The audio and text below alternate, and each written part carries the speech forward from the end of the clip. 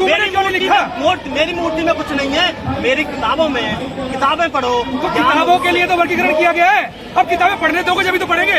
अब जब वर्गीकरण हो गया तो आने दो। 70 साल से छोटे भाई 70 साल से जस्टिस गुरनाम सिंह की रिपोर्ट के अनुसार बहन जी को खड़ी चाहिए थी। बहन जी बड़े पैमाने पर 4 बार मुख्यमंत्री रही। अगर बहन जी आह्वान करती पूरे देश के अंदर जो है मैं हड़ताल करती हूँ, मैं अपनी पार्टी के लोगों को बोलती हूँ कि आप रोड पे उतरो, ठेकेदारी का विरोध करो। बहन जी ने क्यों नहीं किया? मैं ठेकेदारी की बात नहीं कर रहा, ठेकेदारी की मैं आज की बात ये कह रहा हूँ। हमारे को SC/ST एट्रोसिटी एक्ट डायलूट करने के लिए वो भी फैसला दिया था। 2 अप्रैल 2018 का जो मामला था, उस मामले के अंदर पूरी दिल्ली को लीड करने वाला व्यक्ति था। आज भी रोज के जो प्रोटेस्ट चलते हमारे चलते हैं, तो समाज पूरा साथ था। आज जो समाज अनभिज्ञ रह गया है, जो समाज पीछे रह गया है, बाबा साहब डॉक्टर अम्बेडकर ये चाहते थे कि जो समाज पीछे रह चुका है उसको ऊपर लाया जाए। अब कुछ जातियां ऊपर आ गई है, तो हमने किसी का खाया थोड़ा है। अब जो जिसका मामला है उस जाति को ऊपर उठाने का मामला चल रहा है और हम लोग सुप्रीम कोर्ट धन्यवाद करने आ रहे हैं। तो कैसे उठेगा वो जाति? जब रिजर्वेशन लागू हुआ था तभी तो सब हॉरिजॉन्टल लाइन पे थे, लेकिन अब कुछ छोटे नीचे रह गए, आगे बढ़ गए। उनमें कैसे 2 भाइयों की लड़ाई? देखो, ये पहली बात तो लड़ाई नहीं है, ये आप समझे लड़ाई नहीं है, ये सिर्फ और सिर्फ स्वागत है। दूसरी बात जो आप कह रहे हैं कि कैसे पीछे रह गए, आप ये देखिए उस समय, आज भी उस समय की कुछ जातियां जो आज भी खेती करने काम करती है, उस समय कुछ जाति आज भी जो है मेहनत करने काम करती है, उसके पास वो चीजें नहीं पहुंच पाई जो पहुंचनी चाहिए थी। बाबा साहब ने रिजर्वेशन लागू किया, बिल्कुल संविधान में प्रावधान किया, लेकिन बाबा साहब ने उसके साथ ये भी बोला कि जो भी मेरे समाज का गंदा काम करता है वो आदमी जिससे उसके काम की पहचान बनती है और नीचा देखना पड़ता है, वो उस काम को छोड़ दे। तो आपके बड़े भाई ने वो काम छोड़ दिया गंदा, वो खल खींचने का, चमड़े बनाने का, जो भी, तो उन्होंने एजुकेशन पे जोर दिया। और जो कुछ लोग हैं जो अपने पैतृक या उसमें काम है उसमें लगे रहे। देखो, इस बारे में जस्टिस गुरनाम सिंह की रिपोर्ट आई कि जैसे हमें अलग प्रतिनिधित्व मिला, जैसे हमें आपसे मिला 4 प्रदेशों के अंदर हमारी लेवल तो बराबर आ गई। तो पढ़ाई लिखाई में हम लोग थे, हमें मौके तो नहीं मिल रहा है, हमें योग्यता सिद्ध करने का पैमाना तो मिल रहा है। बाबा साहब डॉक्टर अम्बेडकर ने संविधान आरक्षण दिया तमाम जाति को लिए। जब आरक्षण दिया उसके बावजूद भी कुछ जातियां बाबा साहब से उस समय अनभिज्ञ थी, जो आज भी अनभिज्ञ रही। लेकिन जो जाति जाग गई, ये ड्यूटी उसकी बनती थी कि उस अनभिज्ञ व्यक्ति को जगाए और बताए बाबा साहब के अधिकारों को सुनिश्चित करे। छोटे भाई के संगठन है जितने, आपको पता है दिल्ली में मेट्रो लगा लो, CPW लगा लो, PW लगा लो, NDMC में लगा लो, सब में जो हाउस कीपिंग का स्टाफ है उसका 15,000, क्योंकि मिनिमम वेज से कम तनख्वाह नहीं दे सकता कोई भी एजेंसी, वो 15,000 तनख्वाह देते हैं और 5,000 कैश में वापस ले लेते हैं, कोई बात नहीं उठाता। तो इस पे बहन जी को खड़ी चाहिए थी। बहन जी बड़े पैमाने पर 4 बार मुख्यमंत्री रही। अगर बहन जी आह्वान करती पूरे देश के अंदर जो है मैं हड़ताल करती हूँ, मैं अपनी पार्टी के लोगों को बोलती हूँ कि आप रोड पे उतरो, ठेकेदारी का विरोध करो। बहन जी ने क्यों नहीं किया? मैं ठेकेदारी की बात नहीं कर रहा, मैं आज की बात ये कह रहा हूँ, 15,000 ऑनलाइन तनख्वाह मिलती है आपके वर्कर को, छोटे भाई के वर्कर को, और 5,000 रुपए ठेकेदार वापस ले लेता है, 10,000 रुपए उसे मिलती है। कोई मंच आवाज नहीं उठाता। इसका विरोध जो मंच स्थापित हो चुके हैं, हम लोग लगातार उठा रहे हैं, लेकिन जो मंच स्थापित हो चुके हैं, क्यों कौन स्थापित हो गया?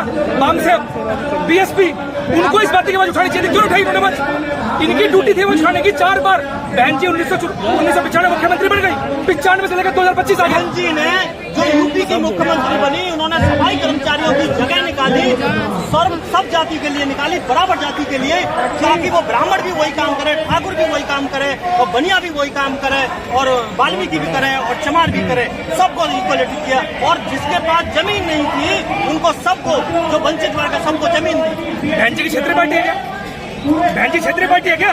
बहन जी राष्ट्रीय पार्टी है। बहन जी राष्ट्रीय पार्टी है। राष्ट्रीय पार्टी कार्यकर्ता पूरे देश के अंदर है। जब ये मामला चला ठेकेदारी का, जब ये मामला चला 15,000 की नौकरी का, बहन जी के वर्कर क्यों नहीं बोले? आज जब सुप्रीम कोर्ट ने मामला तैयार कर दिया है कि हम लोग बराबर के वर्गों को समान लेके आ रहे हैं, और अब ये बताया जा रहा है कि हम लोग इसके विरोध में। लेकिन मैं बहन जी की और किसी की बात नहीं कर रहा, मैं छोटे बड़े, मैं न वाल्मीकि न चमार की बात कर रहा हूँ, मैं छोटे भाई बड़े भाई की बात कर रहा हूँ। आप ये लगा, आपके पास गैस सिलेंडर होगा, सब्सिडी मिलती है आपको? सब्सिडी मिलती है? बिल्कुल मिलती है। सब्सिडी मिलती है आपको? मिलती है। दिल्ली के अंदर तमाम जो लोग मिडिल क्लास के, सबको सब्सिडी मिलती है। किसी को नहीं मिलती। आपका ज्ञान ठीक कर लीजिए, किसी को सब्सिडी नहीं मिलती। अब ज्ञान मुझे बता रहा हूँ, मुझे मिलती है, मगर मिलती है, तुम कह रहे हो नहीं मिलती। तुम्हें पता है मेरा बैंक अकाउंट में पैसे आते नहीं आते? मैं बता रहा हूँ ना। अरे क्यों बता रहे हो? मुझे मिल रही है, मैं बता रहा हूँ। जब मोदी जी ने बोल दिया जो सक्षम लोग हैं सब्सिडी छोड़ दीजिए, हमने नहीं छोड़ी, सबने हमने नहीं छोड़ी, और जिन्होंने नहीं छोड़ी, हमने नहीं छोड़ी। मैं कह रहा हूँ ना, मेरी नहीं आ रही ना, जिन्होंने नहीं छोड़ी उनकी जबरदस्ती छूट गई। इसी तरह ऐसे बड़े भाई को, यदि आप बड़े भाई मान रहे हो, या समाज की बात कर रहा हूँ मैं, किसी समाज से मुझसे मतलब नहीं रख रहा, वो ये सोच रहा है कि जैसे गैस की सब्सिडी खत्म हो गई उस तरह से इस रिजर्वेशन को धीरे धीरे खत्म कर दिया जाएगा, इसलिए वो ये कह रहे हैं कि इसको लागू कर दिया जाए। तो ये आज समझ में आ रही है। 2018 से लेटर एंट्री चल रही है, जब आंदोलन नहीं हुआ। लेटर एंट्री तो अभी 45 आई है, सब अभी आई है, अभी आई, लेकिन 18 से चल रही है, जब कोई नहीं बोला, जब आंदोलन नहीं हुआ। जैसी सुप्रीम कोर्ट ने कल जजमेंट दी 2 अप्रैल की, हम लोग रोड पे उतर गए।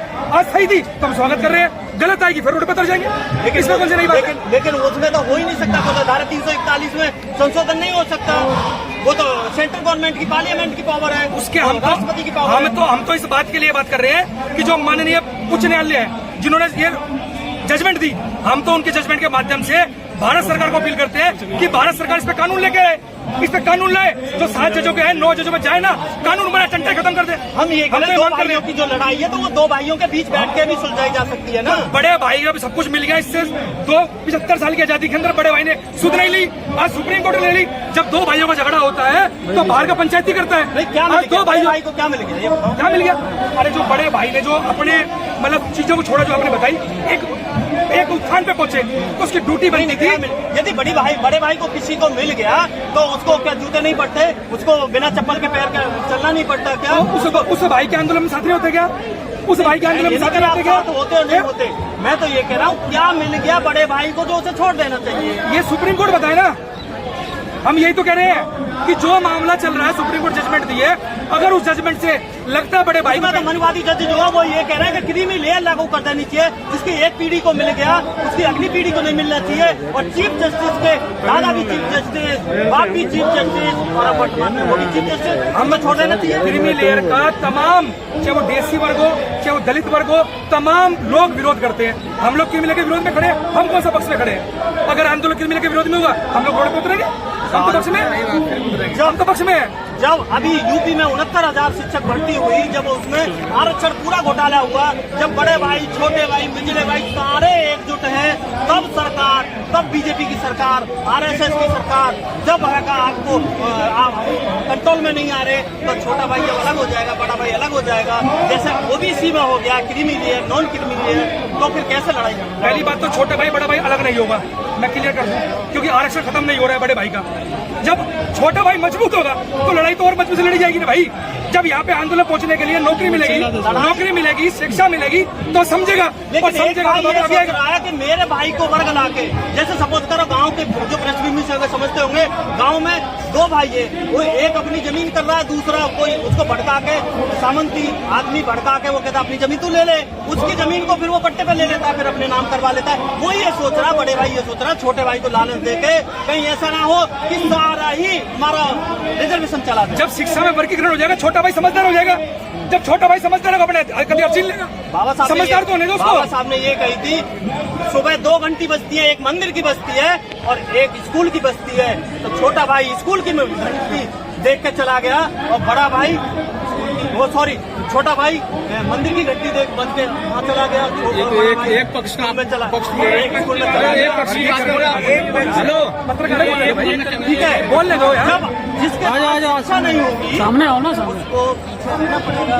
शिक्षा के क्षेत्र में क्या कर रहे हो? मैंने शिक्षा का पैमाना भी आपको बताया, शिक्षा का पैमाना बताया। अभी उत्तर प्रदेश के अंदर एक बाबा जो बड़े भाई की जाति से था, वो आंदोलन करता है क्या कि बस शिव को मानो, उसमें इतने लोग मारे जाते हैं, सारे बड़े भाई थे, तो वो अंधविश्वास से छोड़ पाए किसकी बात कर रहे हैं? बड़े भाई और छोटे भाई में इसलिए परिभाषा बोल रहा हूँ, यदि मैं जाटक चमार बोलूंगा तो आप दूसरी बात कहोगे, मैं वाल्मीकि बोलूंगा तो दूसरी बात हो जाएगी। मैं इसलिए बोल रहा हूँ दलित अपार, मैं उससे मतलब नहीं है। मेरा अम्बेडकरवादी और मनुवादी से मतलब है, मेरा अंधविश्वासी से, पाखंडवादी से। जो आप बड़े भाई की बात कह रहे हैं वो बड़ा भाई नहीं है, वो बड़ा भाई की कैटेगरी में वो अंधविश्वासी है, लोगों को पाखंड में घुसा रहा है, लोगों को बेवकूफ बना रहा है। तो बाबा साहब डॉक्टर अम्बेडकर को खून से लेटर किसने लिखा? बाबा साहब को खून से लेटर लिखने वाली जाती है, जो जाती है। अभी आपने बाबा साहब ने खून से लेटर लिखना और बाबा साहब आज भी जो आप बड़े भाई की बात कर रहे हैं ना, आज भी बाबा साहब की मूर्ति बनाकर उसकी पूजा करते हैं। लेकिन बाबा साहब ने बोला था मेरी मूर्ति में कुछ नहीं है, मेरी किताबों में, किताबें पढ़ो। तो किताबों के लिए तो वर्गीकरण किया गया है, अब किताबें पढ़ने दोगे जब तो पढ़ेंगे, और जब वर्गीकरण हो गया तो 70 साल से छोटे भाई को किसने 70 साल से जस्टिस गुरनाम सिंह की रिपोर्ट के अनुसार जैसी हमें मिला वैसी योग्यता सिद्ध कर दी हम लोगों ने। अब हमें आने तो दो, हम तो बड़े भाई से करें, एक बार स्वागत तो करें हमारा। आपके संगठन का नाम नेशनल झाड़ू मंच है, राष्ट्रीय झाड़ू मंच। ठीक है, बड़े भाई ने या अम्बेडकरवादी ने ये नाम रखने ही बंद कर रहे कि खचेड़ू, कालू, झाड़ू, ये नाम रखने ही बंद कर दे। आप तो अभी अपने संगठनों के नाम झाड़ू मंच रख रहे हो या सफाई मंच रख रहे हो, आप तो यही नहीं बदल रहे। क्योंकि आपकी बुद्धि में अभी तक ये पता लग गया है कि झाड़ू जो एक जाति की है। अब ये झाड़ू चलाने वाले लोग मंच पे से झाड़ रहे हैं, झाड़ू चलाने वाले लोग पार्लियामेंट में बोलना स्टार्ट कर रहे हैं, तो झाड़ू चलाने वाले पूरे देश में उतर रहे हैं, इसलिए पेट में दर्द हो रहा है क्या? नाले में उतरने वाला आदमी, घर में झाड़ू पोछा लगाने वाला आदमी मालिक के सामने दहाड़ेगा क्या? झाड़ू पोछा लगाने वाला व्यक्ति जब वर्गीकरण के माध्यम से जैसे जस्टिस गुरनाम सिंह की रिपोर्ट में अधिकार मिले, ऐसे अधिकार मिलेंगे तो हम क्यों चाहते हैं कि वो मालिक के समूह हमको पार्लियामेंट में दाड़े भाई, आप ये चाहते विधानसभा में दाड़े भाई। आप ये चाहते हो कि गंदा काम छोटे भाई को छोड़ देना चाहिए जिसकी बेइज्जती हो। हम लगातार पक्ष में अपने तमाम लोगों को, चाहे वो नाच दिखाने वाले लोग हो, चाहे मांग के खाने वाले लोग हो, चाहे मैला उठाने वाले लोग हो, तमाम संगठन पूरे देश के अंदर काम कर रहे हैं। इनको इनके गंदे पैसे से निकालकर 6 पैसे में लाए जाए, इसके अंदर हम लोग प्रयासरत है। और आज से नहीं है, जब से संविधान लागू उससे पहले संगठन चलते प्रयास कर रहे हैं ना। जब प्रयास सफल होगा, धीरे धीरे तो होगा, एकदम से सब कुछ हो जाएगा क्या?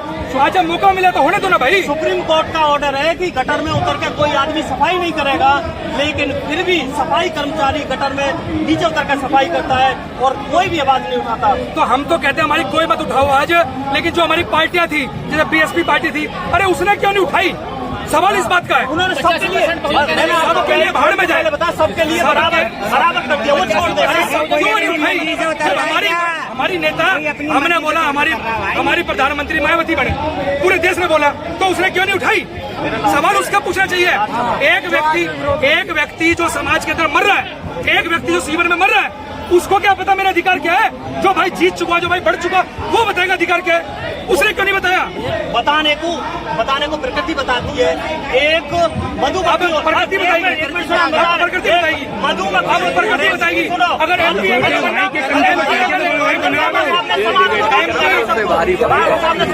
एमएलए बनना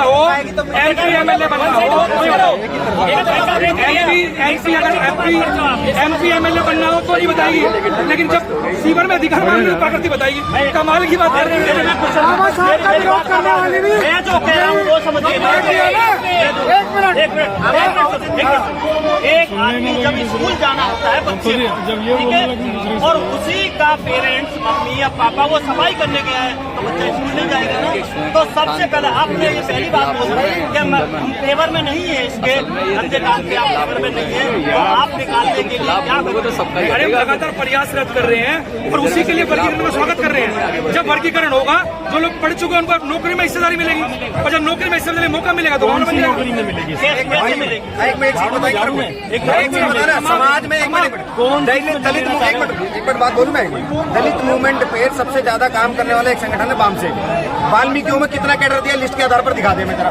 अभी देखिए मेरी बात, किसी संगठन की बात करोगे, मेरी बात, किसी संगठन, मेरी बात, किसी संगठन की बात करोगे, उस संगठन के मुखिया से ये पूछो तुम्हारी बीवी कहाँ है, क्या वो आंदोलन में, सुनो मेरी बात पूरी, आंदोलन में आई है कि नहीं आई, इसके बच्चे आए या नहीं आए, बदलाव के लिए जो चल रहा, एक संगठन चला रहे हैं, हजारों संगठन हो गए, छोटे भाई में भी, बड़े भाई में भी, लेकिन वो, अरे पूरी मेरा क्वेश्चन, ठीक है, एक मिनट भाई, बोलिए। संगठन बना लिए, संगठन आप ये पूछो जो संगठन का मुखिया बन के आया है, तेरे बच्चे कहाँ है, तेरी बीवी कहाँ है, तेरी बेटी क्या है, कहाँ आंदोलन में आई है, नंबर 1, नंबर 2, बाबा साहब ने बोला शिक्षित बनो, संगठन करो, संगठन तो बना लिया, लेकिन शिक्षा के लिए उस संगठन ने क्या किया? क्या सुनो, क्या वो सिलाई सेंटर चला रहा है, क्या वो कोचिंग सेंटर चला रहा है, क्या वो शिक्षा के लिए कुछ कर रहा है? बोलिए आप, जो बाबा साहब की विचारधाराओं का जो सबसे पहले काम कर रही थी, बामसेफ कर रही थी कि नहीं कर रही थी? मेरी बात सुनिए, मेरी बात सुनिए,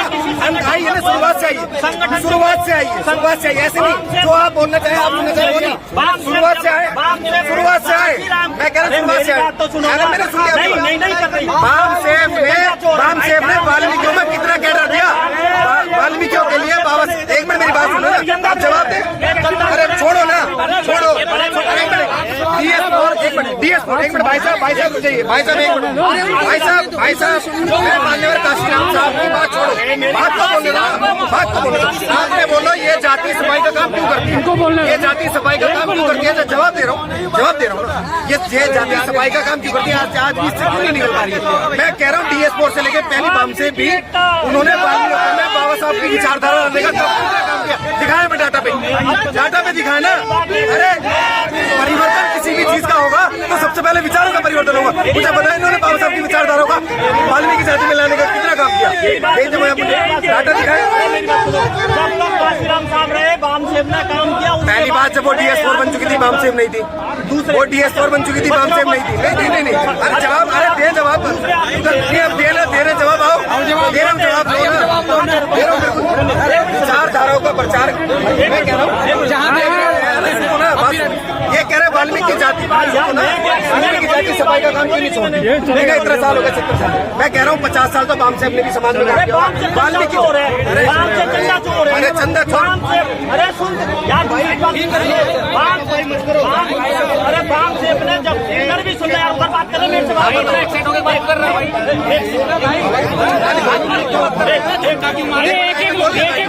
आ जाओ, हाँ बोलो भाई वाल्मीकि शक्ति एक लोग बोलो,